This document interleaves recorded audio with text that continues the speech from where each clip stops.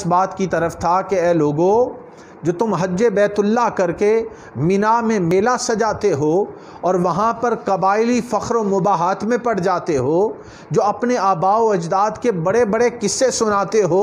اب یہ وقت ان قصوں کے سنانے کا نہیں بلکہ اللہ وحدہ لا شریک کی تعریف کا وقت ہے کہ اپنے آپ کو رب تعالیٰ کے ذکر میں رنگ لو اور ہر وقت تمہاری زبان پر اللہ تعالیٰ کا ذکر ہو۔ اس کی برکت سے تمہاری دنیا بھی سنورے گی، تمہاری آخرت بھی سنورے گی۔ یہ ساری برکات انسانیت کو نبی اکرم صلی اللہ علیہ وآلہ وسلم کے وجود پاک سے ملیں۔ حج کے اندر فحاشی اور عریانی اور باطل رسمیں ہوتی تھیں۔ حضور علیہ الصلوۃ والسلام کی آمد سے پہلے دور جاہلیت میں عرب جب طواف کرتے تو برہنہ حالت میں طواف کرتے، تالیاں پیٹتے اور سیٹیاں بجاتے تھے، اور اس سارے عمل کو تالیاں بجانا، ڈانس کرنا، سیٹیاں بجانا، برہنہ جسم کے ساتھ آنا، اسے وہ عبادت سمجھتے تھے اور خشوع و خضوع اور عاجزی و انکساری کی علامت سمجھتے تھے۔ قرآن پاک نے آ کر اور حضور علیہ الصلوۃ والسلام نے آ کر ان کو بتایا کہ وما کان صلاتہم عند البیت الا مکاء وتصدیہ، کہ لوگو یہ جو بیت اللہ خانہ کعبہ کے پاس تم سیٹیاں بجاتے ہو، تالیاں بجانے کے سوا کوئی کام تمہارا نہیں، اسے ہی عبادت سمجھتے ہو، یہ کوئی عبادت نہیں۔ تاجدار کائنات حضرت محمد مصطفیٰ صلی اللہ علیہ وآلہ وسلم نے منشأ ازدی کے مطابق حج کی ان تمام کبھی بیہودہ، فرسودہ، لغو اور بے سر و پا رسموں کے خاتمے کا اعلان فرما دیا۔ یہ حضور علیہ الصلوۃ والسلام کی برکت تھی۔ اگر تاریخی تناظر میں ان چیزوں کو سامنے رکھا جائے تو آج جو ہمیں حج کی صورت وہاں نظر آتی ہے وہ اس حج بیت اللہ کی ایک ارتقائی صورت ہے جس میں آج ہمیں حج بیت اللہ یا کعبۃ اللہ کا حج نظر آتا ہے۔ اور فتح مکہ کے 1 سال بعد 9 ہجری میں حضرت ابو بکر صدیق رضی اللہ تعالیٰ عنہ کی قیادت و سربراہی میں حج ادا کیا گیا تھا فتح مکہ کے 1 سال کے بعد۔ اور یاد رہے کہ فتح مکہ 8 ہجری میں عمل آئی تھی، یعنی فتح مکہ 8 ہجری میں ہوا تھا، اور اس سال حج اسی قدیم طریقے پر ادا ہوا تھا جو زمانہ جاہلیت میں رائج تھا۔ لیکن آئندہ سال 9 ہجری جب آیا تو رسول اللہ صلی اللہ علیہ وآلہ وسلم نے حضرت ابو بکر صدیق رضی اللہ تعالیٰ عنہ کو خاص طور پر حج کے وفد کا امیر اور سربراہ بنا کر بھیجا، اور جید صحابہ کرام علیہم الرضوان وہ بھی حضرت ابو بکر صدیق رضی اللہ تعالیٰ عنہ کے ساتھ تھے۔ جب یہ عازم سفر ہو چکے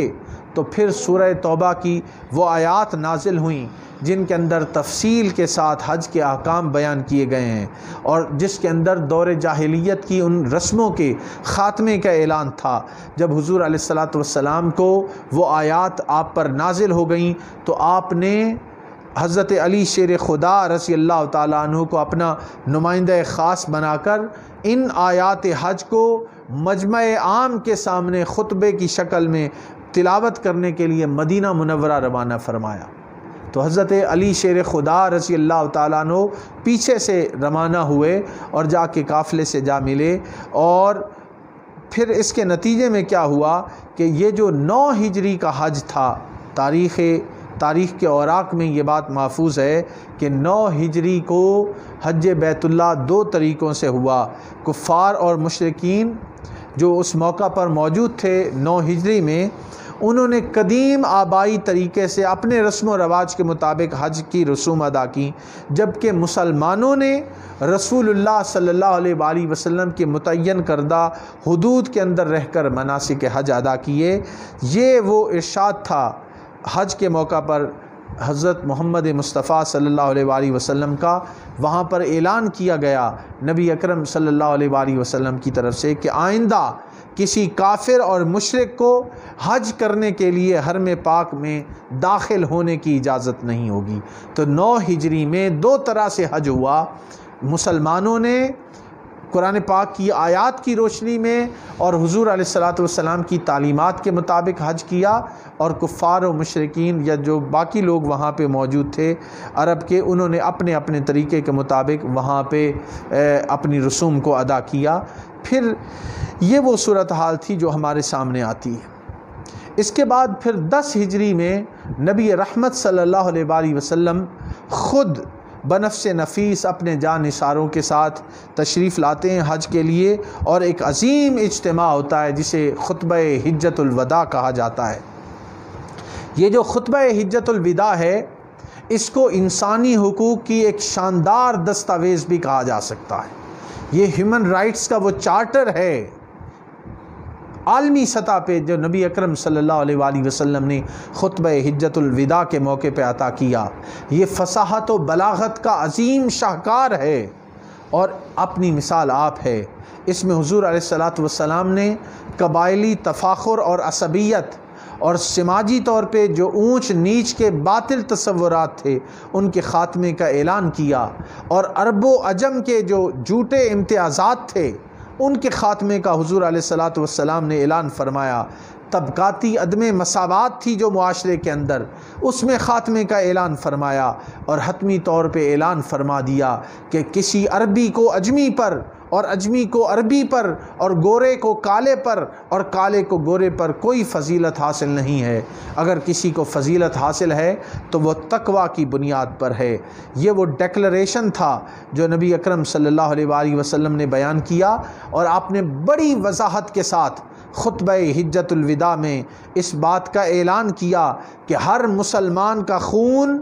جان و مال اور عزت و آبرو اتنی ہی حرمت کی حامل ہے جتنا کہ یہ شہر اور یہ دن سب کے لیے۔ یہ حضور علیہ الصلاۃ والسلام کا اعلان تھا،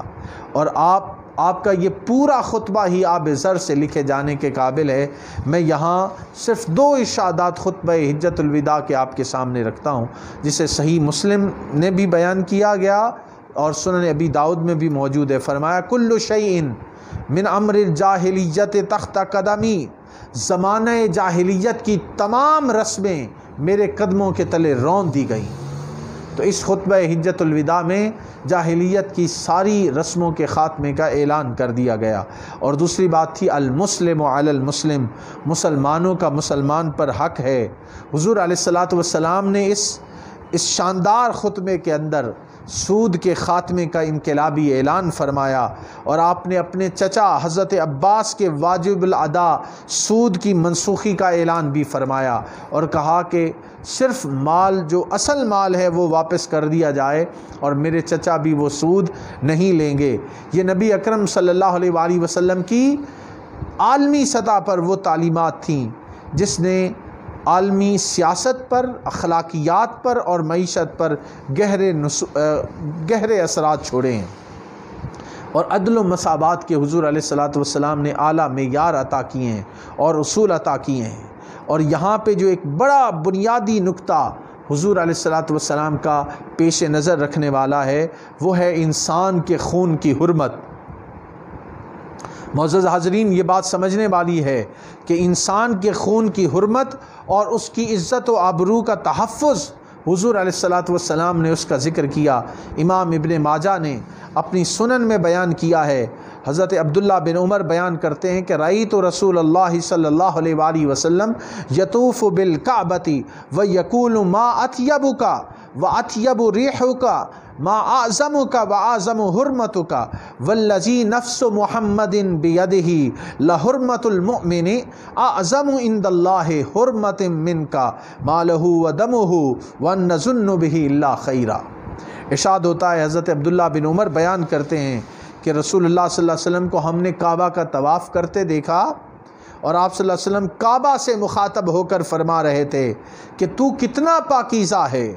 تیری خوشبو کتنی پاکیزہ ہے، تو کتنا عظیم ہے، تیری حرمت کتنی عظیم ہے اے کعبۃ اللہ۔ لیکن قسم ہے اس ذات کی جس کے قبضہ قدرت میں محمد کی جان ہے، ایک مرد مومن کی عزت و حرمت اللہ کی نظر میں تجھ سے کہیں بڑھ کر ہے، اور ہم اس کے بارے میں نیک ہی گمان رکھتے ہیں۔ یہ حضور علیہ الصلاۃ والسلام کا فرمان ہے۔ آج ہمیں سوچنا ہوگا کہ وہ حرمت جو ایک مرد مومن کی ہے کیا ہم اس کا خیال رکھتے ہیں یا نہیں رکھتے۔ صد افسوس کہ آج ہم تعلیمات محمدی علی صاحب الصلاۃ والسلام کی روح سے بیگانہ ہو چکے ہیں، اور ہم میں بہت زیادہ تضاد پایا جاتا ہے۔ ہم کعبہ کی طرف منہ کر کے تعظیماً تھوکتے نہیں ہیں، مگر مسلمانوں کی عزت، ان کی آبرو اور ان کی جان و مال سے کھیلنے سے دریغ بھی نہیں کرتے۔ ہمیں حضور علیہ الصلاۃ والسلام کے اس فرمان کو اپنے سامنے رکھنا ہوگا اور اپنے گریبانوں میں جھانکنا ہوگا۔ ہمیں منافقت کا راستہ ترک کر کے صحیح معنوں میں حضور علیہ الصلاۃ والسلام کی تعلیمات پر عمل کرنے کی کوشش کرنی ہوگی۔ اللہ رب العزت ہماری اس حاضری کو اپنی بارگاہ میں قبول و منظور فرمائے۔ والسلام علیکم ورحمۃ اللہ وبرکاتہ۔